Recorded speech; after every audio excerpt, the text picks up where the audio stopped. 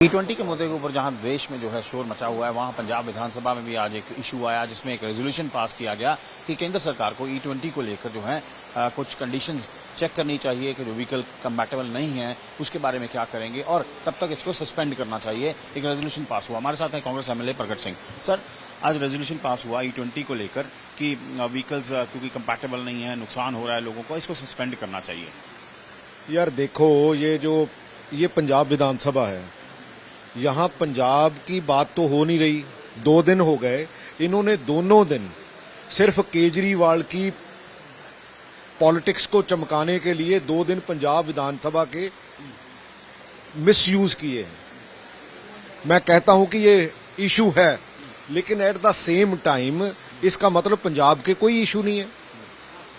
भाई, अगर आपने कोई सोल्यूशन ही देना है तो आप जो नॉर्मल तेल है उसका वैट कम कर दो, ताकि एक लोगों को पता चले कि पंजाब ने ये किया है। अगर सारा कुछ रेजोल्यूशन में ही डालना है तो अल्टीमेटली पंजाब विधानसभा का इतना समय क्यों खराब करते हो? ये सिर्फ और सिर्फ वहां अगर इसको जोड़ के देखते हो तो ये सिर्फ प्रॉब्लम इनकी इतनी सी है कि ये सिर्फ केजरीवाल की राजनीति चमकाना चाहते हैं, इससे ज्यादा कुछ नहीं है। आज केजरीवाल ने दिल्ली में भी वहां हाँ, बेसिकली उसने दिल्ली में करना था। एक्चुअली सरकार तो पहले ही ये चला रहे हैं, लेकिन बदकिस्मती ये है कि अभी विधानसभा भी वही चलाने लग गए, क्योंकि इनको पता ही नहीं है कि कौन, इनको ये पता है कि वहां से आता है। आज भी एक इंफ्रास्ट्रक्चर का बिल था, लेकिन वो भी आज नहीं लेके आए, कल भी नहीं लेके आए। इसका मतलब 2 दिन पूरे पंजाब के लोगों के कोई इशू नहीं है। पंजाब के लोग सारा कुछ ये ठीक करे के बैठे हैं।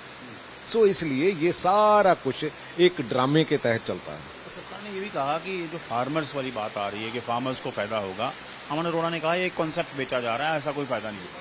नहीं, समझे नहीं, हमें उतनी नॉलेज ही नहीं है। हमें एक्सपर्ट्स की, हमें डिस्कशन की और इसके ऊपर सर्च की जरूरत है। अगर उन्होंने ये गलत किया है तो हम भी तो वही कर रहे हैं कि हाफ नॉलेज जो ज्यादा डेंजरस होती है देन फुल नॉलेज।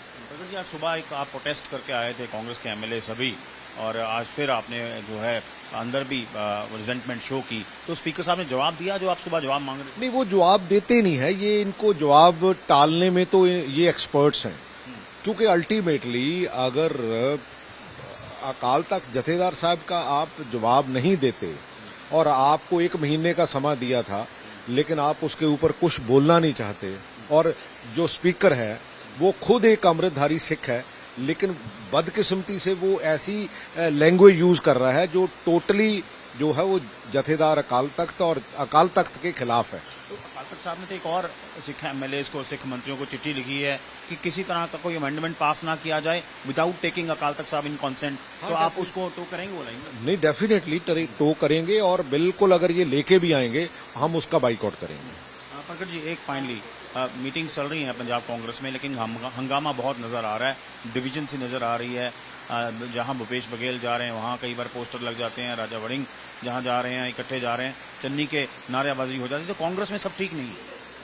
नहीं, देखो, मेरे लिए ये इम्पोर्टेंट है जो विधानसभा में हो रहा है। मेरे लिए कोई इंडिविजुअल वो पता नहीं क्या चल रहा है, लेकिन वो हम 11 के बाद ही बात करें। फाइनली सर, मानसून सीजन है, लेकिन हमने देखा वाटर लॉगिंग बहुत है डिस्ट्रिक्ट्स में, तो एक सिविक इशू है। हमने पूछा भी था सुबह, तो कहा जा रहा था कि ये कई बार सोशल मीडिया गलत दिखा देता है। नहीं, एक्चुअली बहुत से इशू हैं।